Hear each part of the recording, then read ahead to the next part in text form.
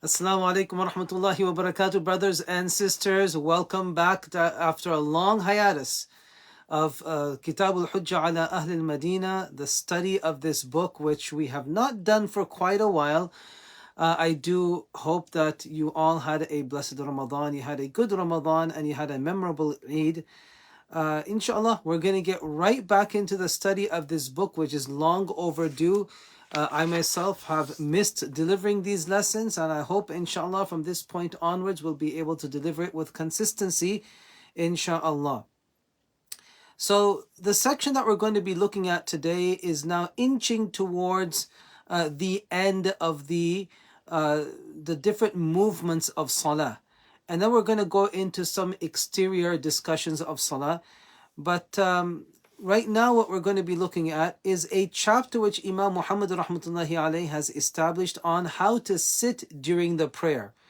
Now this is an area where we do have differences, and I'm sure that when you go to the masjid you're going to see people sitting one way or another, depending on what methodology they're following, and sometimes it causes a bit of confusion, and it begs the question as to why are we sitting like this instead of that, and what is the correct way. So inshallah we're going to be looking at that right now. Imam Muhammad rahmatullahi alayhi, he titles this particular chapter as Babul Julusi fi Salah, sitting in the prayer.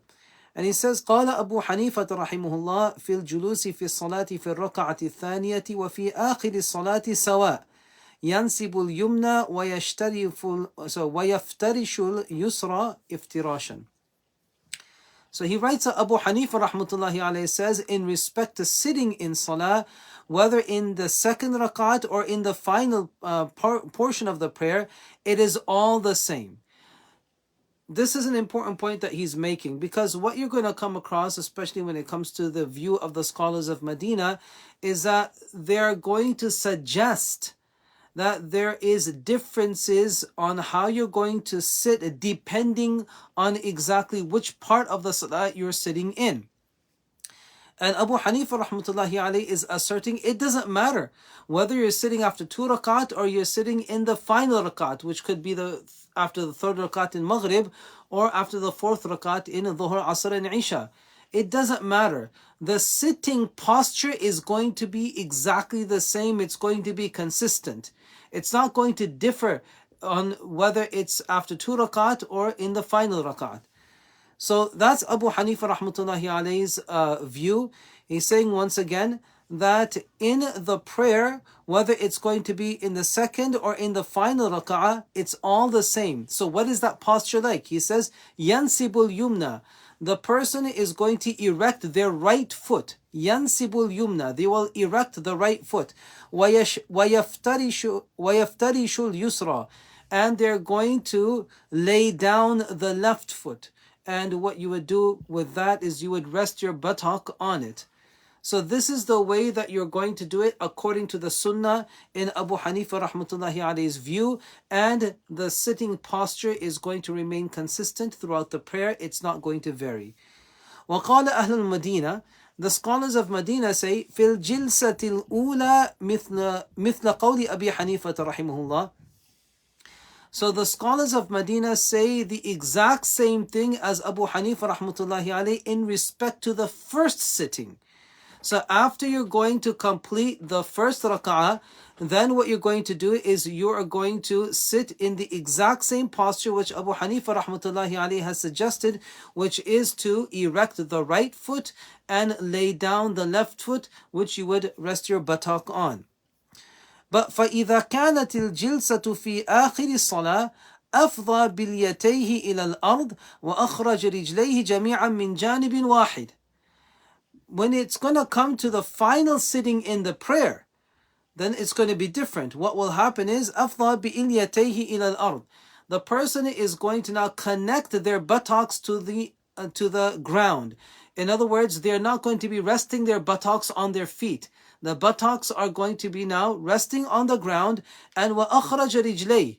The person is then going to take out their foot, both of them, towards one side. Min janibin wahid. So what a person would be basically doing is they will be resting their buttocks on the ground, and then they would be getting both feet or both legs to be inclining to one direction. Typically that would be your right, and both are basically now resting towards your right. Okay, so that's the way the scholars of Medina state would be the correct posture of sitting in salah. Now, Imam Muhammad rahmatullahi alayhi is going to contend this, and he says, وَقَالَ Muhammad ibn al-Hasan, Muhammad ibn al-Hasan states, مَا الْجَلْسَاتِ إِلَّا سَوَاء وَمَا جَاءَ الْأَثَرُ وَالسُّنَّةُ إِلَّا بِقَوْلِ أَبِي حَنِيفَةَ رَحِمَهُ اللَّهُ فِي ذَلِكَ. He says, all the sittings, it doesn't matter whether it's going to be after the second or the final one, they are all the same, إِلَّا سَوَاء. And every report and the sunnah of the Prophet ﷺ that has been reported, it is consistent with the viewpoint of Abu Hanifa rahmatullahi alayhi. And in those reports, if you're going to see, there has not been a distinction made between the first sitting and the second sitting. And وَقَدْ جَاءَ فِي ذَلِكَ آثَارٌ كَثِيرًا. There are many reports, many narrations in respect to this.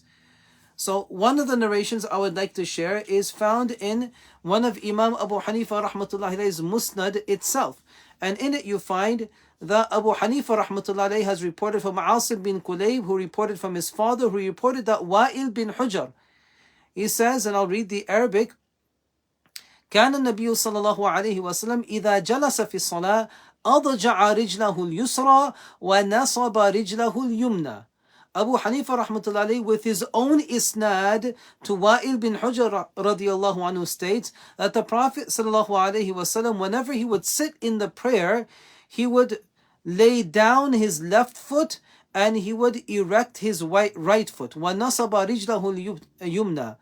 Okay, so once again, that when the Prophet ﷺ would sit down during Salah, he would lay his left foot down and erect his right foot up. Okay, and if you look in this hadith, Wa'il bin Hujr rahmatullahi radiyallahu anhu saying, إِذَا جَلَسَ فِي الصَّلَاةِ, whenever he would sit in the prayer.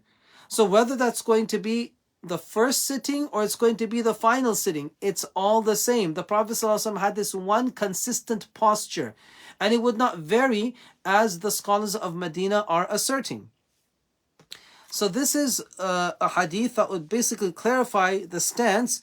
But then Imam Muhammad rahmatullahi also wants to point out what Malik bin Anas radiyallahu anhu or rahmatullahi alayhi has reported, who obviously is one of the grand scholars of Medina. And what Imam Muhammad rahmatullahi wants to demonstrate here is it's important for you to look upon the reports of your own scholars to understand whether your stance is consistent with the sunnah or not. So he reports that Malik bin Anas radiallahu anhu reported to us.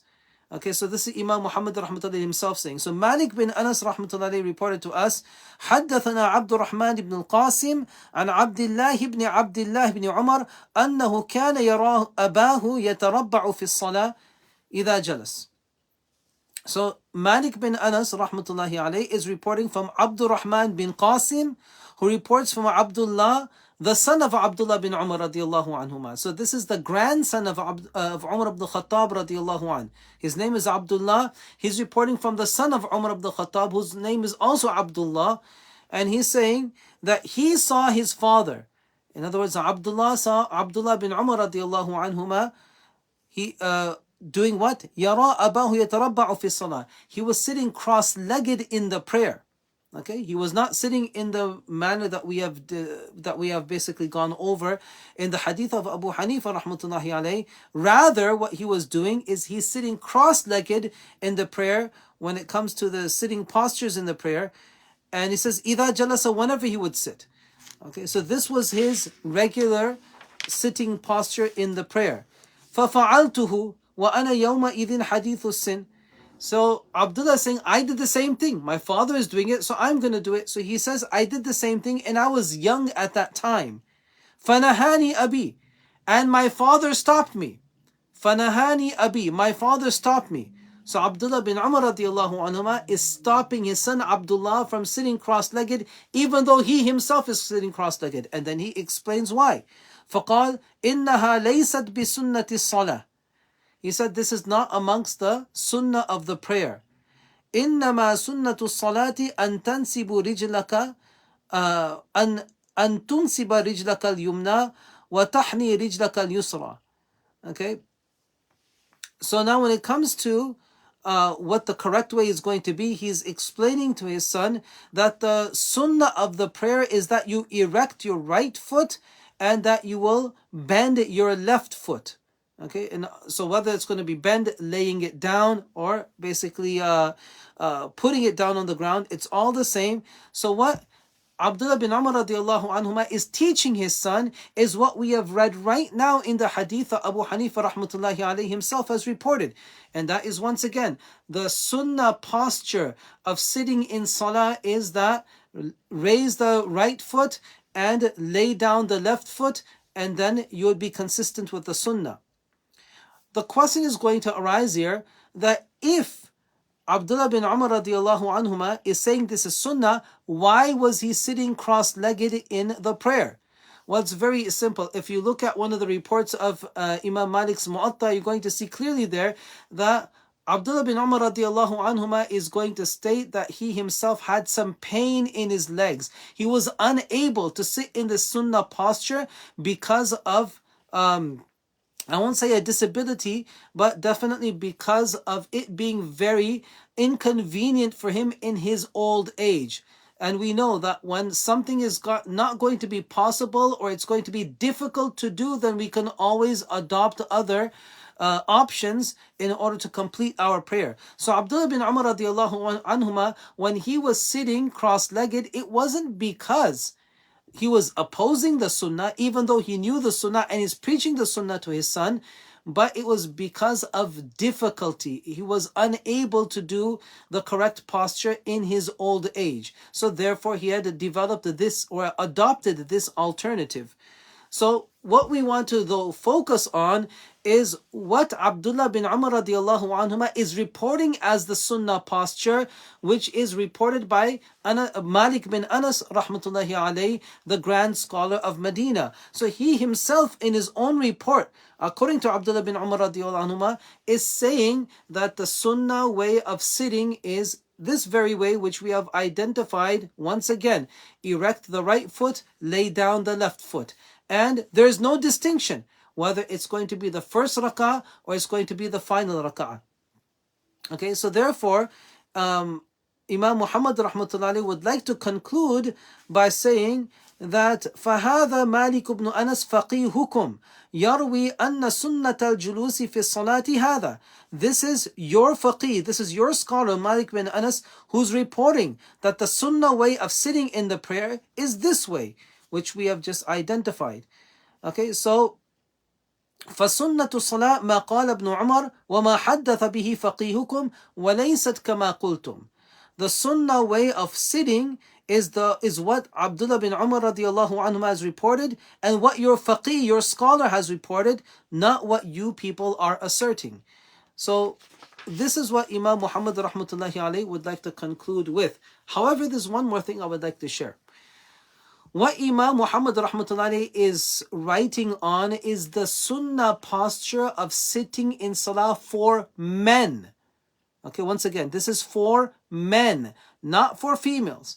Now there's a whole debate which we're going to mildly touch on as the lessons go by, whether the prayer method of men and women are the same or not.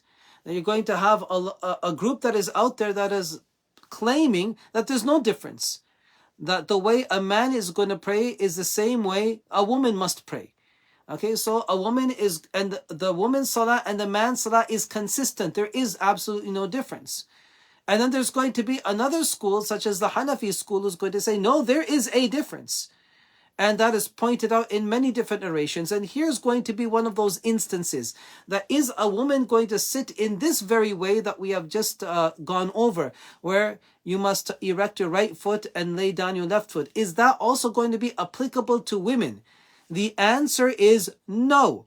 It is not applicable to women. Women are going to sit in a different way. What is that way? Abu Hanifa rahmatullahi himself has reported this in one of the musnads, and not from any da'if hadith. I'm going to put this out there right now because many people are going to say, oh, that's a da'if hadith. Abu Hanifa rahmatullah just picked this up from somewhere. No, listen to this chain right now. This chain is going to blow your mind.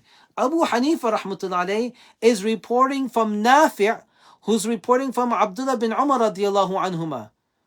Okay, I'm going to leave it at that. Those of us who have studied hadith, even on a very basic level, will know that the golden chain of hadith is the hadith that is reported by Malik, who reports from his ustad Nafi', who reports from Abdullah bin Umar radiallahu anhuma. This chain is known as silsilatul dhahab. It is known as the golden chain. Once again, Malik reporting from Nafi', reporting from Abdullah bin Umar radiallahu anhuma.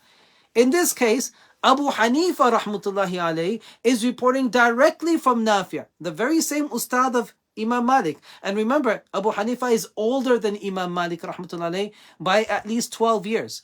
Abu Hanifa rahmatullahi is born in the year 80, Imam Malik is born in 92.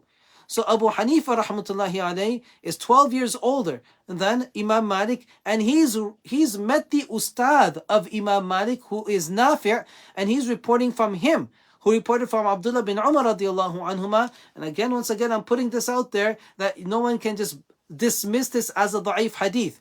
This in itself would be even more gold. It would be more gold than the chain of Malik reporting from Nafi' himself. So he says, أنه سئل. So Abdullah bin Umar radiallahu anhuma was asked, كيف كان النساء يصلين على عهد رسول الله صلى الله عليه وسلم. Listen to these words. Abdullah bin Umar radiallahu anhuma is being asked, how would women pray? So how would women perform salah during the time of Allah's Messenger sallallahu alaihi wasallam? Not after, not generations later, in the time of Rasulullah sallallahu alaihi wasallam. How would women perform salah? So this is Abdullah bin Umar radiallahu anhu's response. He says, كُنَّ يَتَرَبَّعْنَا ثُمَّ أُمِرْنَا أَن يَحْتَفِزْنَا. كُنَّ يَتَرَبَّعْنَا. So he says, they would sit cross-legged. This is how they initially would pray in the time of Rasulullah sallallahu alaihi wasallam. They would sit cross-legged. Then they were instructed to sit by resting their right thigh on their left and spreading their feet out to their right. Okay, similar to what the Madini scholars were asserting for the final sitting of the prayer. Once again, this is in the time of Rasulullah sallallahu alaihi wasallam. How were they instructed to sit in the prayer? They were instructed instructed to sit by resting their right thigh on their left thigh and spreading their feet out to their right. This is what they were instructed and commanded to do. Now it says umirna. There's only one person that would be giving these instructions, and that is none other than Rasulullah sallallahu alaihi wasallam in his own time.